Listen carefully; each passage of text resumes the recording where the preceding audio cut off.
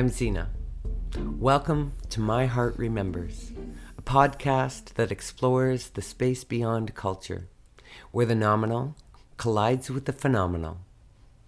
Our guest today is Wayne Phillips, who among many things is a serial arts collective creator, an advocate for medicinal cannabis legalization, a reverend brother of the Church of the Universe, a visual artist, and a dear friend from Ontario, Canada.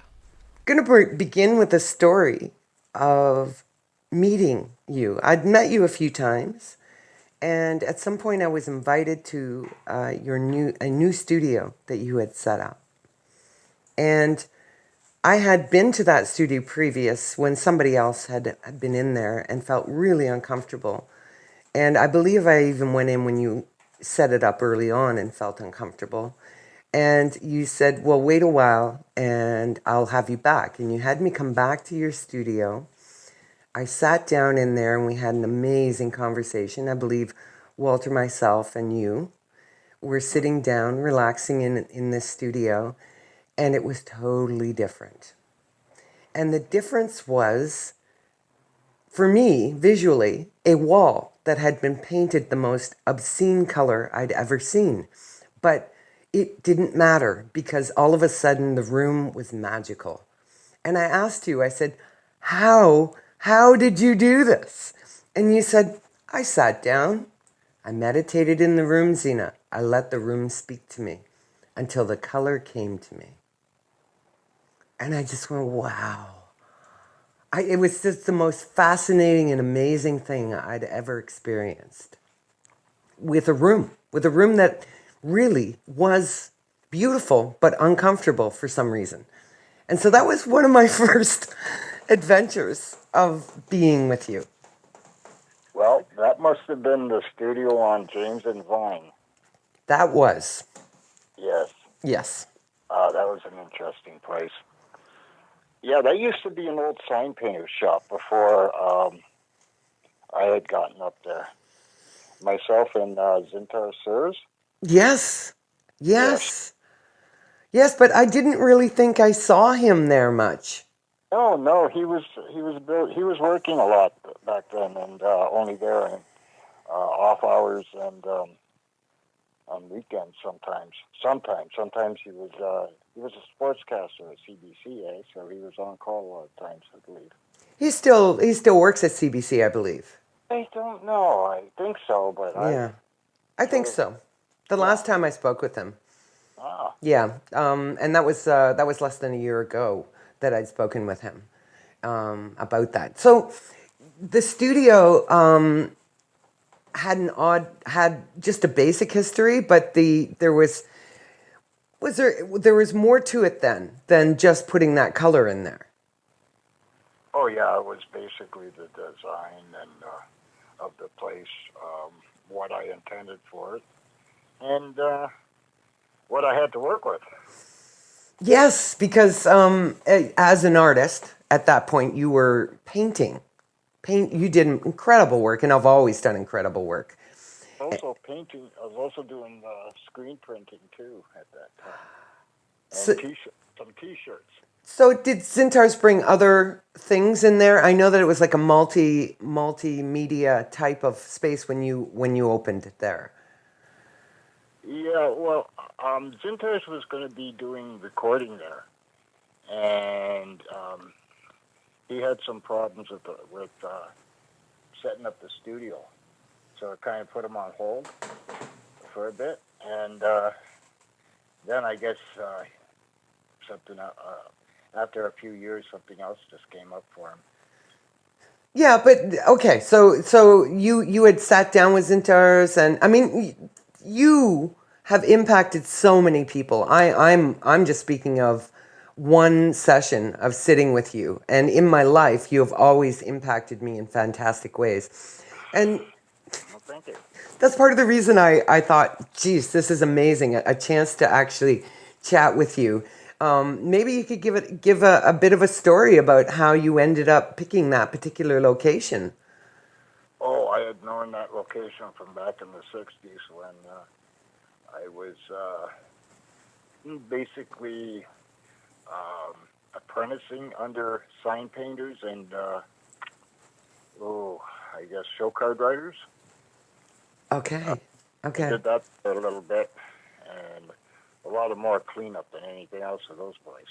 Well, you went to school for visual art, though. Yeah, that's strange because I went to Central Secondary, and from there I had a job apprenticing at Wright House as a fashion illustrator. Um, they wanted me to cut my hair. I didn't want to do it, so basically that went, basically went nowhere. That's interesting. Now, I met another artist who was very disturbed by the idea of cutting their hair. And to be honest with you, That was fine. I mean, there's different reasons for that. Yeah. My interest is that you chose Hamilton as well because you could have lived anywhere in the world at that point. Yep. Like once you'd gone to school, because you went to Ontario Yeah. College of Art, and That it. was considerably later though. Ah. I had went to after that. I went and actually was doing freelance art on the streets in Toronto, in Yorkville, and I actually didn't. After that, I basically didn't get involved again to arts with the arts till I guess it was around 75. Oh, but okay. So you were in Toronto doing freelance work. Um, Yeah, what? just strange ballpoint sketches, drawings, marker drawings, that kind of stuff, and just selling them in Yorkville. It was interesting. It was a part of the times, during the '60s, the whole thing about Yorkville and all the, I guess. Well, there's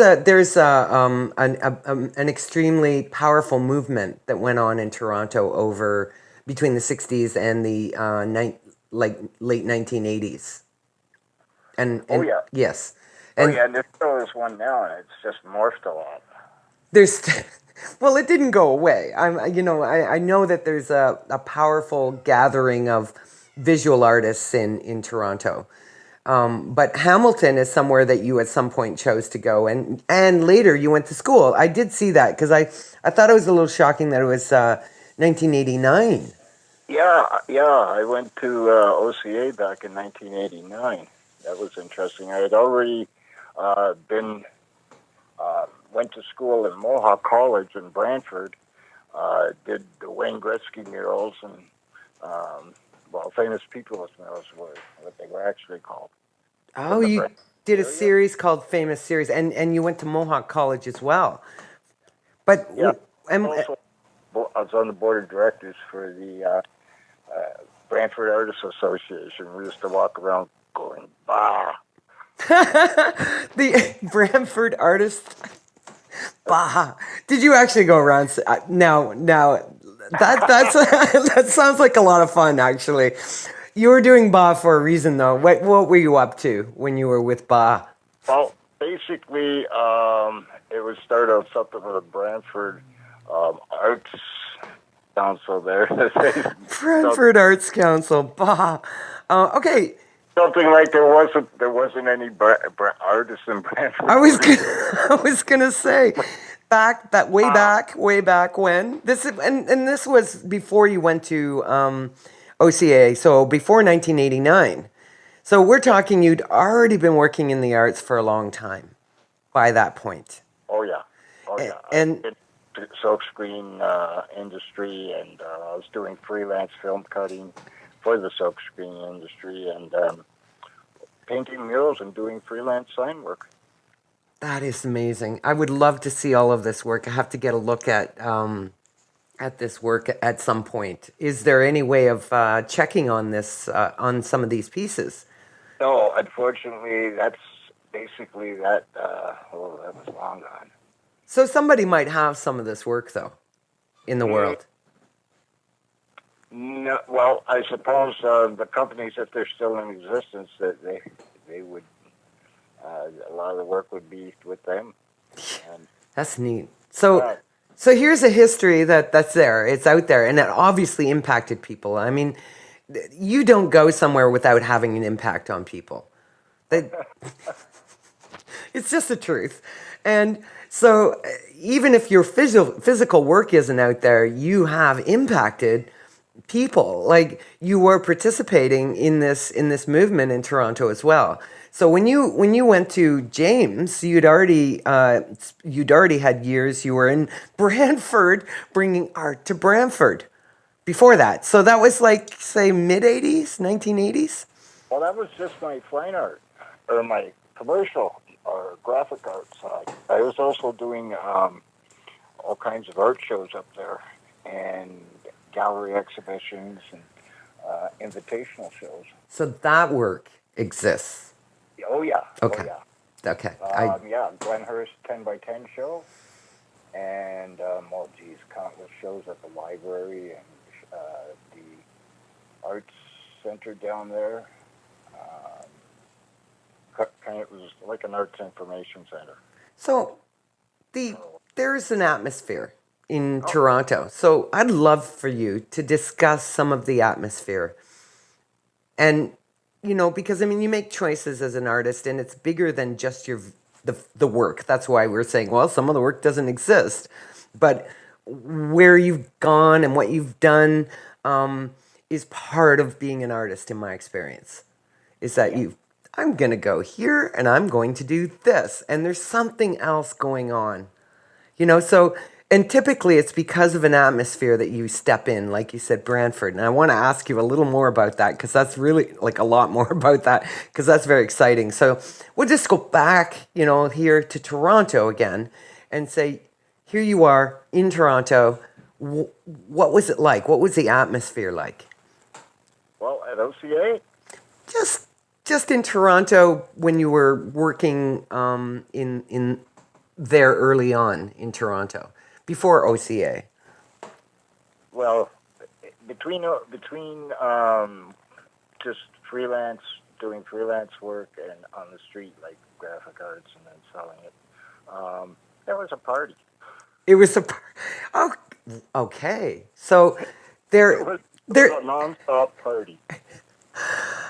okay. So now the thing is that at that point in the world there was a Cold War stuff going on as well.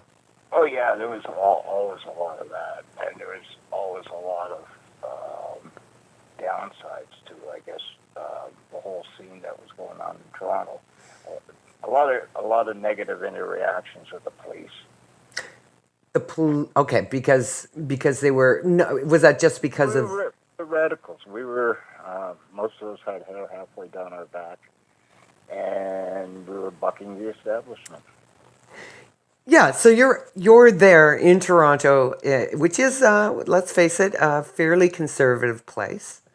People don't really kind of get that the Canada in general is got a level of puritanical to it.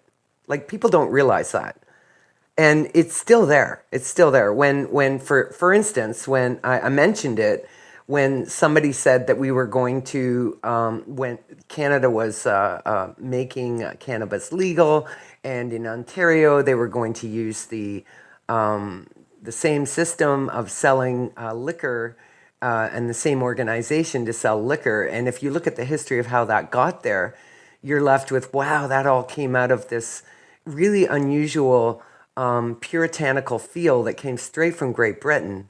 And there, to be honest with you, I feel like there should be a certain amount of restriction on alcohol we don't have, to be honest with you.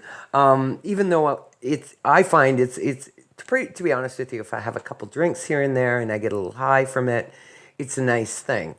But to be continually drinking and continually drunk is really hard on your body, and that type of thing can just be a way of self medicating. For Yeah, example, alcohol. So yeah, So so you were encountering via the police a type of puritanical, I call it that. Would you agree that it was like a type of puritanical attitude? Oh, sure, sure. It You, was a sign of the times too. There were a lot of people. Just the whole thing of having long hair back then was almost considered an outrage. yeah, so can you imagine having a really nice tattoo as well? Wait, and doing artwork. I'm not saying you had tattoos, but yeah, okay, so long hair was a shocking thing. So you were enjoying yourself. Oh, always. Okay, so you did encounter that, and I would love to have you paint a little picture of what that meant, and how that spurred you to move forward with your art. If you Oh, could say that had an influence on it, did it? it's after I had been arrested a number of times for possession of cannabis. There, Then I essentially did a bit of time, and well, I did about a year and 4 months. Uh, got past that, and then I decided to get into my art seriously. yeah, I did. It was it. So, in other words, there is a point where the moving forward and taking it a little more seriously rather than playful with it. Let us Yeah, say playful with it, like, oh well, okay, I better. Um, so that's when you started the working with the schools then, and going to school at oh that yeah, point. oh yeah, and I did quite well at it. Yes. And Well, there's no so question your work is brilliant. I went on to actually teaching art at one point. Oh, that that must be incredible. So teaching made sense as well, and at some point there, you're saying you moved into a place, or you moved into an area which was Brantford, and where there wasn't a lot of art. Oh, actually, there is quite a lot of there was quite an arts community when I moved up there. It just wasn't really focused. Ah, okay, It okay. wasn't the impetus for it to be focused until actually somebody from within more accepted circles made a comment that there wasn't no artists in Brantford worth showing. We took offense to that. So the whole that so yeah, okay, I get you. I myself have encountered areas where there's like a vast amount of people working in the arts in some way, and they're kind of disjointed, which is fine. And but at the same time, with some type of center, which you're talking about, the artists have a way of actually communicating with each other. Oh yeah, oh yeah, and we were meeting at studios at each other's studios, but at that point in time, some of the meetings were held at the Brantford Club, and the guy one of the members there was also um, involved in BAA because he was a painter himself, so he loved the idea. So gathering together with people of a like sensibility, I'm going to say, because But artists also, can we be a had, vast type of techniques and technologies, right? well, there's that, plus there's also the administrative side of things that has to be considered. And when you're dealing with bureaucracies, the only way you can do it is by being able to show you can speak their language. Yes, yes, and I've definitely been really bad at that at times, because I would say yes, you're speaking their language, but you're also kind of turning over the apple cart to a degree, because the very fact that you've gone ahead and gathered these artists together tells them that's when they suddenly go, oh, we have an interest in this. Oh yeah, actually, the person that was the main motivator of that thing was a guy named Hendrik Lemus up in Brantford, a good friend of mine. He was the motivating factor behind pulling the whole thing together. Um, Well, I understand, but you do realize that it is part of your nature as well. oh To yeah, oh okay, yeah, So it We all does take more than one. we drew together on our strengths, and most of us had been in and doing art in the community for at least 5 years. So the gatherings. What kind of things would you share in those situations? Oh, basically what we were working on, what collaborations were at hand, where we were with discussions with getting art shows into this B Brantford Art Gallery, stuff like that. So pushing, like gathering, challenging each other, and also pushing the envelope of what is going on in the actual structures that already exist, Yeah. and creating a place of there's when you gather artists together, there's something special to that. Well, we also too we had ins to the media, so we were Ah. able to keep ourselves sort of with some focus on us. So the media, but okay, but the media in the area said we're involved. Were some of those people artists as well? Yeah, I guess. Being a small community, there was bound to be overlaps like that. Yeah. A lot of artists knew people that were reporters and various shop owners, um, and the community come together. I'm interested in the transformation of our culture because you're speaking over a 40-year 50-year period. You're going back into the 1970s and forward from there, of being somebody who shakes the foundations of what's going on, and you've watched what's gone on as well. That's the one thing that I truly appreciate, the artist's view of what has gone on and where it is, and then of course I don't want to ask where it could go yet. I'm just gonna say, how has it changed? Is there anything? Are there better things in our community?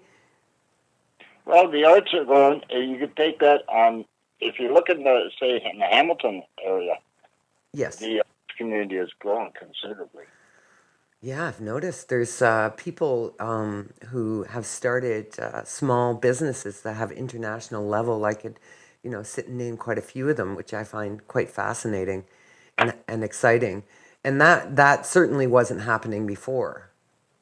No, no. Well, it was, but on a different level. Remember back if you look back at the in the 80s and 90s, there was a Hamilton Artist Inc. here that was a really driving force when it was on James Street, and then when it went over on Vine.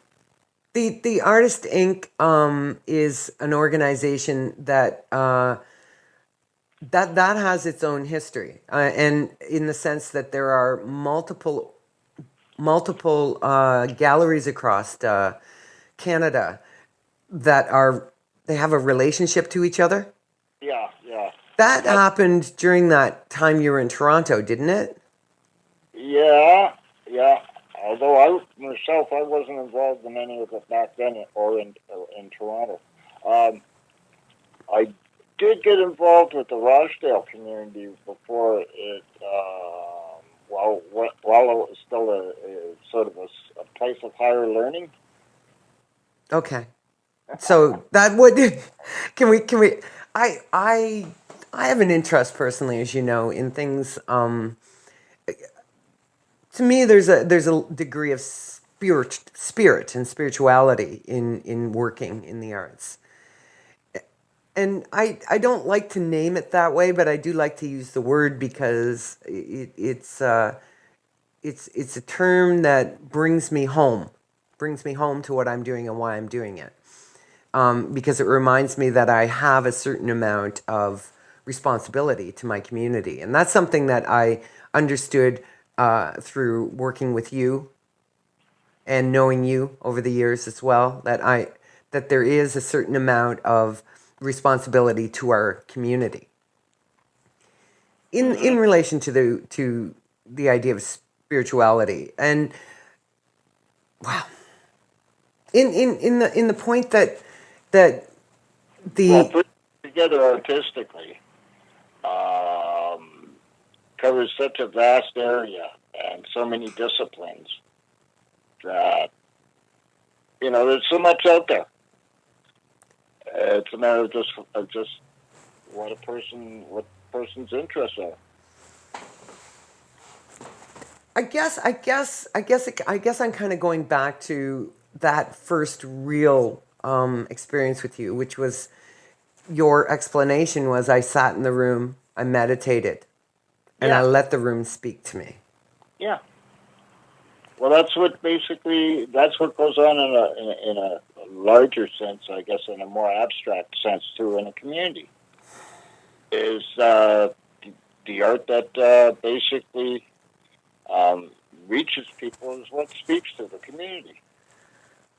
And even in a small situation, which has, if there's 4 people together, like there's you, me, and other people, for example, and that situation of being together and having dialogue about something as simple as, well, I meditated. I mean, that it may seem like a simple little thing, but it is extremely profound. Well, it's profound and it's also inspirational. Oh, certainly, because it reminded me, for example, just using myself, that's how I wrote all my songs. I would sit down, meditate, and just let them come through, for example. Yeah, and the cycle, and that cycle goes on. It also goes on a different level when you get communities together and people coming together from different walks of life to share, just like now. Yes, fact that you had, and I knew this, a huge amount of history and things that you've spoken about now that I'm just compelled where I'm going to have to go and look them up and spend time getting to know about these things because it has had an influence on me and will continue. Yes, and this is something that is frowned upon. I found in common speak. If I went to a cafe and sat down and chatted with people, I'm expected to talk about not about how my personal meditations have been going. I'm expected to sit and talk about some government thing that's going on, or it's very mundane, which is not a bad thing because it's important that we know what's going on in our mundane world. And then there's this other level of my experience that I can share that you don't get it often enough.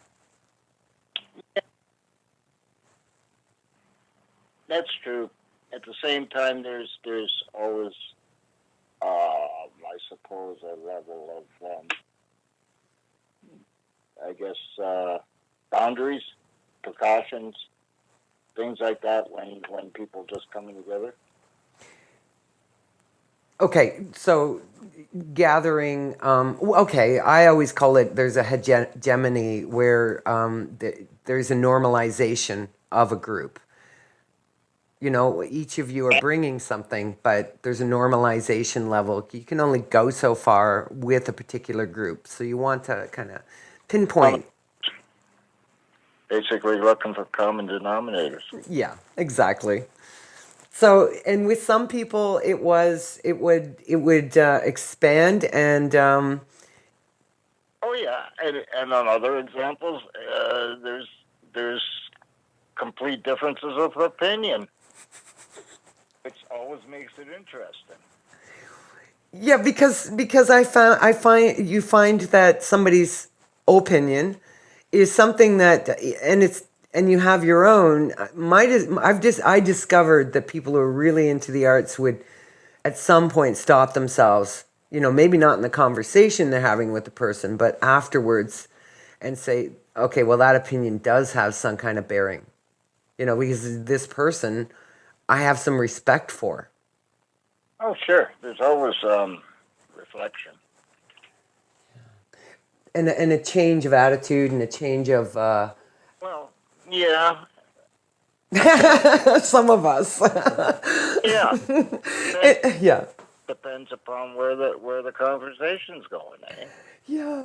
Well, you know, that did I would love for you to tell me it, of your experience of it, did you go forward and do this thing for other people, like meditate in rooms and help people get better rooms? And I think you said you had, and I think I know that I wanted to hire you to come into my place because I was having troubles here with it, like getting it so it felt like empowering or whatever I needed the room to do.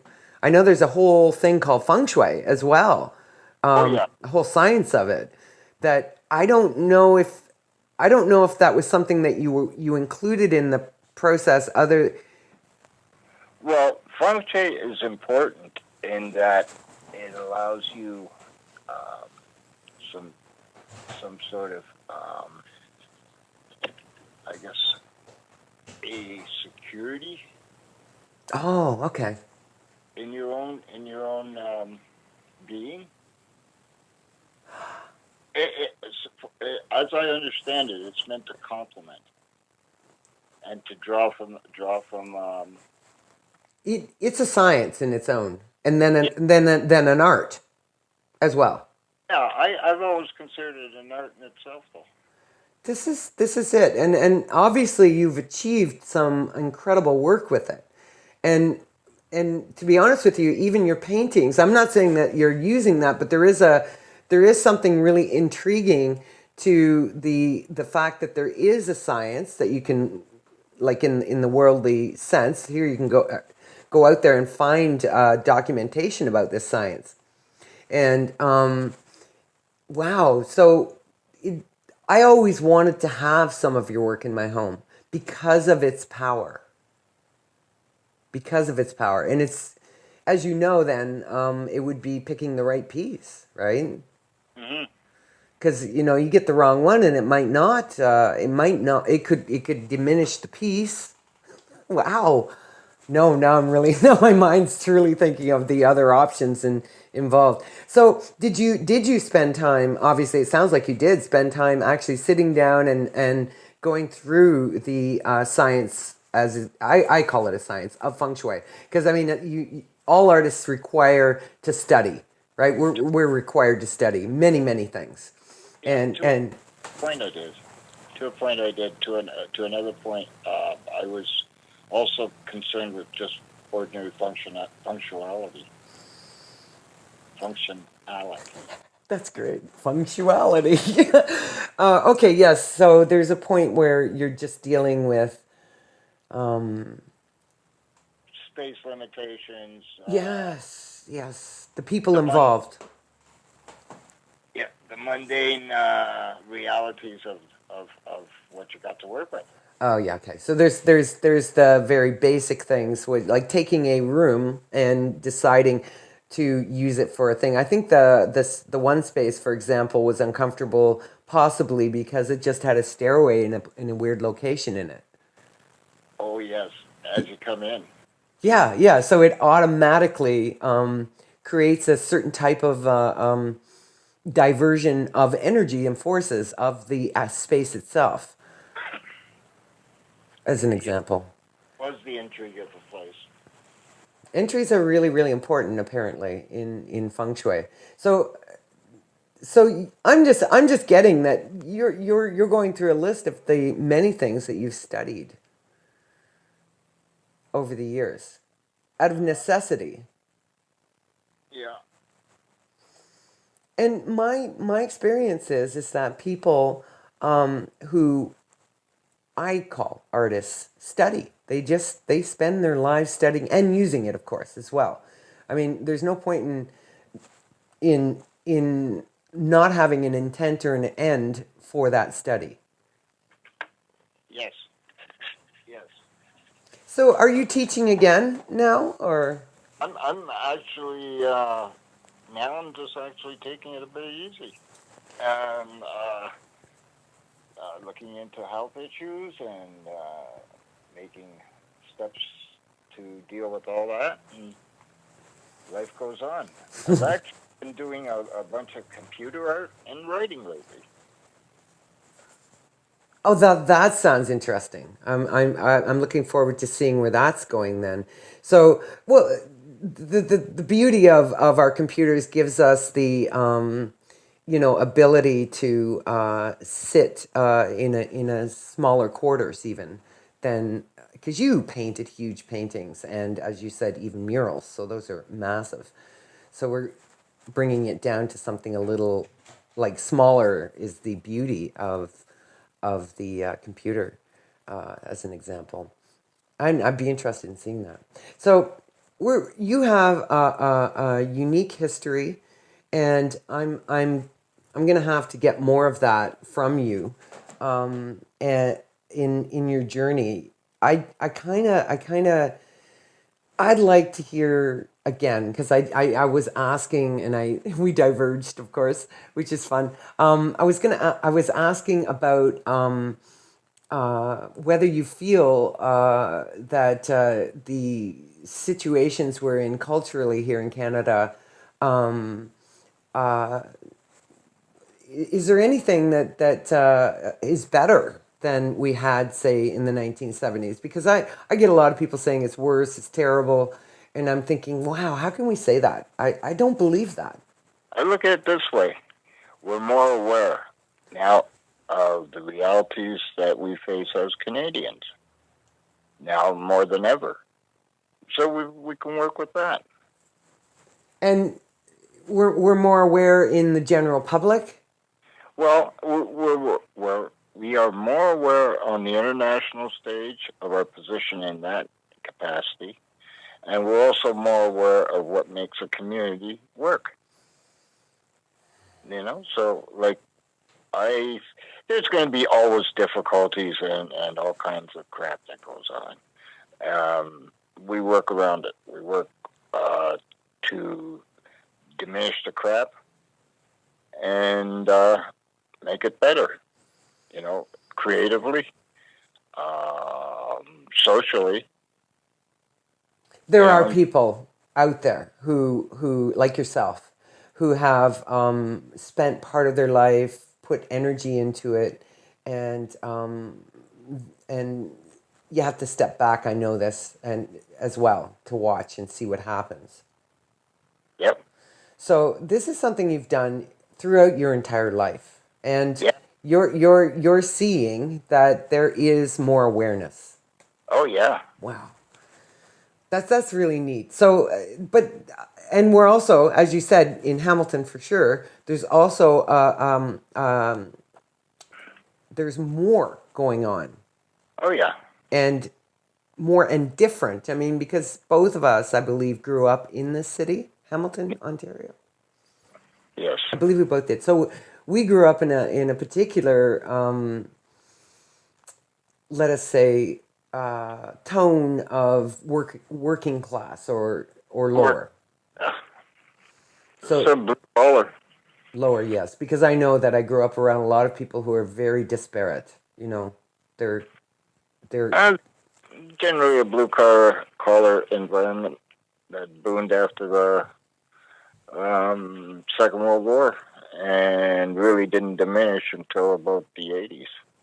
so it's encouraged here where we grew up to my experiences to not be creative. As a matter of fact, it was shunned and pushed off to the side. Well, I suppose for some people it was like that, but for myself and a whole bunch of other people, we've always been encouraged, in spite of the fact that creativity may have been tried to be boxed Well, and confined within you had that and brought that to others. Then I know that because you brought it to me and others. Okay, so there was a certain amount of encouragement going on then. Oh yeah, there was, but I don't know. Sometimes it would just come across like it was like, well, that's fine, but you can do better. Well, that's encouraging. Yes. Well, that's a beautiful thing, right? It's like, oh, okay. So that gets you to hunker down and work more. Yeah, Yeah. general hard-headedness of the town. Yeah. Well, the thing is that we have world class work here. You're one of them, and they're here, and it's growing. That people are attracted to that now, and I know that your studio that I first encountered that experience with you in was one of those places, and it happens to be on James North. Yeah, well, actually, it was on Rebecca. It was You're right. Rebecca. It was, and the studio was called. Let's see. At one time, it was called the Kryptonite. At the point in time, Oh my goodness. My goodness, the and green color was kind of offensive, but it worked really well. And that's funny. Kryptonite is green, isn't it? yeah, that's what you were referring to, eh? Yes, that horrible green. That was. I came in and I felt really comfortable for the first time, and then I looked at the wall and I went, "That's the most horrible green I've ever seen in my life." But this room is the best room I've sat in my whole life as well. Yeah, it was. I painted the floor green and the windows trim green. It Like, was. It wasn't the wall then. no, it was Oh, okay. the walls were white, Okay. Okay, my mind changed it. Changed and there it. was a natural brick wall on the one side. Okay, so my mind changed it. There you go. There's how history works. I do know that it was this color that just kind of, but the thing was that And the, it's set up into two sections, and where we talked was, I believe, in the part sort of like a couch area, a lounge area that Zintos had set up. yeah, and I had been in there once previously to that, and it was really uncomfortable. You had it all, it was all set up, but it felt uncomfortable. And once you put that color in, that room was just magical. Just magical. Wow. I Well, can't do that, by the way. I'm not. I just don't have that skill. I've well, tried. I Yeah. was visiting studios at that point in time too, so it was like more or less an experimental thing of what I envisioned that I wanted. I had the space up there to do it. I had a 30 square foot working studio, and there was something like with silkscreen presses in there and drawing tables, wall easels. And a place to chat. It Yep, was you were allowed to come in there, obviously not all the time because you got to work. an exhibition space. Oh, man, that was amazing. So, and that was at a time when there wasn't much of that going on here. Oh, actually, there were, but it wasn't really supported as much like the way it is now. Oh, Um, did did I have the I synagogue at that point? They were doing art crawl, sort of like That some was of the studio crawls. studio I crawls. remember those, yes, and I participated in those, and those have been going on for a long time. Yeah, art crawl was a separate growth thing that I did initiate when I was down on James North, but it wasn't something new. I had to convince people to do it. They Yeah, acted like it was this alien new thing, and even the artists who, I'm like, what is going on? But you know how they can be sometimes. They get so caught up in their little thing that they're not doing that. They're not doing that social hangout, sit, chat. Let's get things going. Let's enjoy our the spirit of what we're doing and challenge each other, as you're saying. Somebody, well, that's good, but you can do better, yeah. kind of thing. A lot of artists actually in that area at the time too. There was an artist from McMaster that lived across the street above the restaurant, and there was Bryce had his space down on the corner there. Bryce Canberra. yeah, Bryce, Yeah. and there was also John and Jim and Oh yes, okay, the Hammer Gallery. yeah. Jim, I'm sorry I don't remember his last name, but if you give me her first name, I will know it because she's one of the most dear people to my heart, and I should talk to her as well. I haven't seen her in a while. Denise, listen. Here. I went to school at OCA with Jim. First, That makes sense. Oh my goodness. Yeah, Jim is a quite an accomplished artist. and neither of us are remembering his last name, but that's fine. That's okay. We both know who he is. Yeah, quite enough. Yeah, they ran the Hammer Gallery. Oh, yes. Okay, so I did have the synagogue going because I was in that space just before they started the open the Hammer Gallery. I Yeah. had looked at the space that Denise took, and I just didn't feel as though I could manage it for some reason. I don't know, and I couldn't have done what she did anyway. Hers was so amazing, the work what she did there. Okay, you're right. I know that things were happening. Yes, and you came into the area, but it wasn't new for you doing Oh, no. that.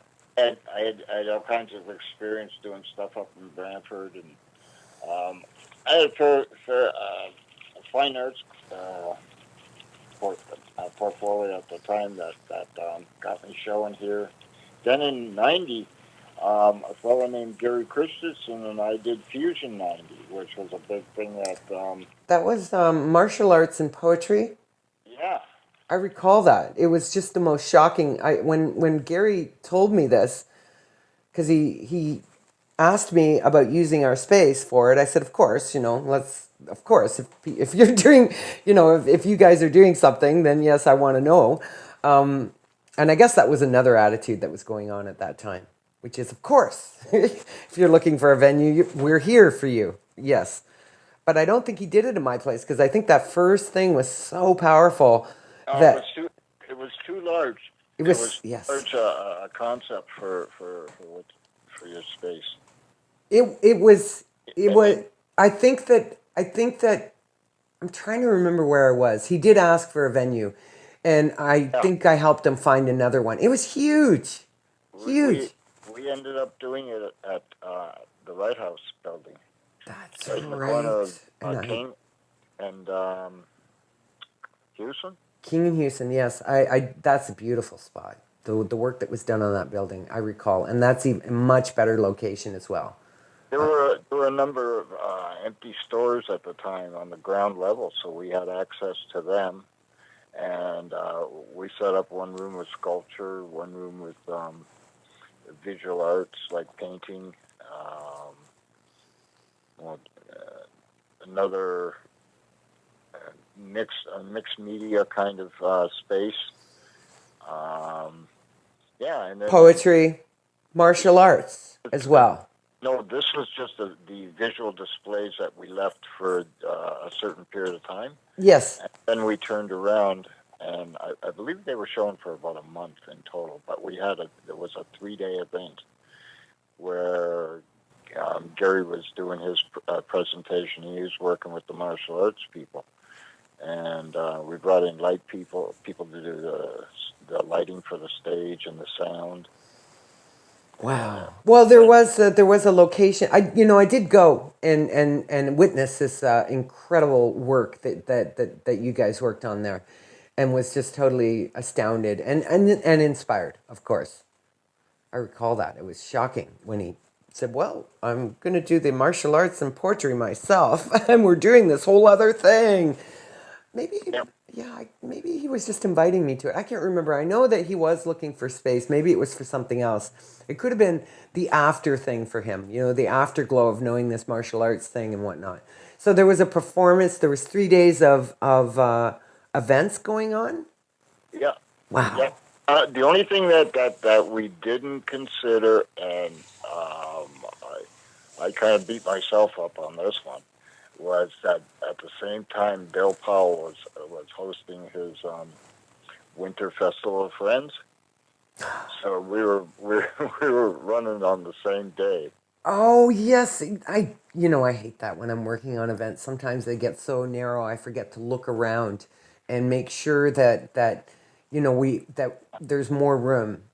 Nowadays though, because of the amount of events going on, you could easily do that. But other than that, the event went over well. Um, Yes. Yeah. Okay. So that's one thing that came out of some of the works that you did here. That's just one tiny little piece. I know at some point I ran because as artists and creators we're always out doing things, so we don't get to see each other a lot. And I ran into you again and you said, Zena, I'm very focused on cannabis and its influence and its importance in the world. And I know that wasn't new for you, but because you have been an advocate for its legality in the world, and you had moved fully into a totally different type of artwork at that point. Oh, with my cannabis artwork. Yeah.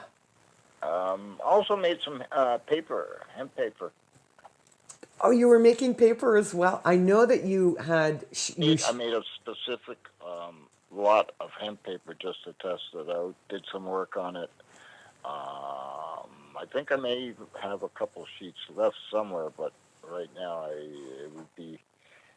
I've got a store sort of a collection of prints too that I've never shown to anybody. That I've put all that stuff away, and I kind of buried it. So it's time that could come out then.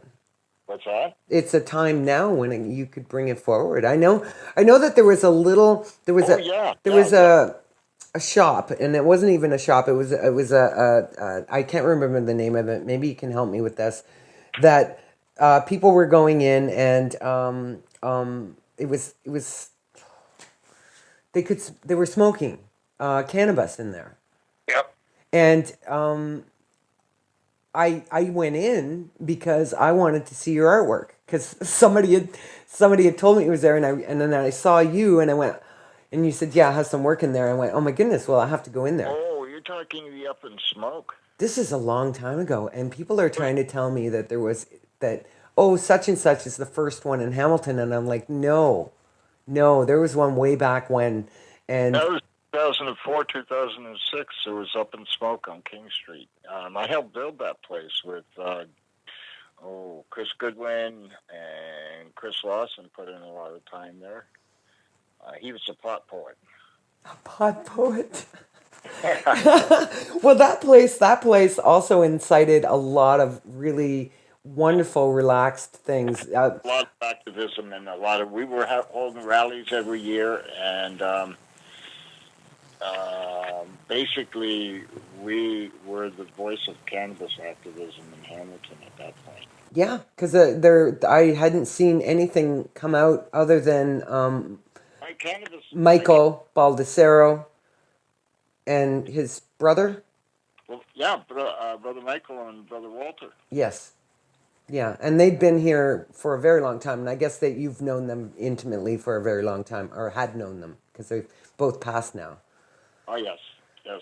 Sadly. In fact, I remember I'm a reverend brother in the Church of the Universe. You are a reverend, you said? Reverend brother in the Church of the Universe, yes. Okay, I was wondering if you were. And the Church of the Universe is and has been, they have the sacrament of cannabis as part of their, yes. That's something that I could probably have talked to you a lot more about. But at this point, I just wanted to get a sense of where you've gone and what you've done, and it's easier now for you to speak about these things because they are making it legal because of what you've done as well. Sure. Doesn't feel that way. I'm sure that it's been a hard haul. About it though, regardless of the law. Yes. Well, obviously there's. Well, in 2001, there was an article in the Hamilton Spectator that basically, I guess, included my thoughts on the 2002 Senate report on cannabis. Okay, I'll be looking that up. So, yeah, I can do JPEGs of the articles. Yeah, I would like to be able to make sure that people can get a chance to get. I will get in touch with you further to make sure we have some links on this podcast so people can go and get a look at some of your work on their own. And I gather that maybe I'll have to build that up and make sure that, as I would for any show. Is there anywhere specific right now if they wanted to see what you're doing or in the world where they could connect with you in some way? No, I'm in transition at this point. Of setting up new things. So at the moment, I'm kind of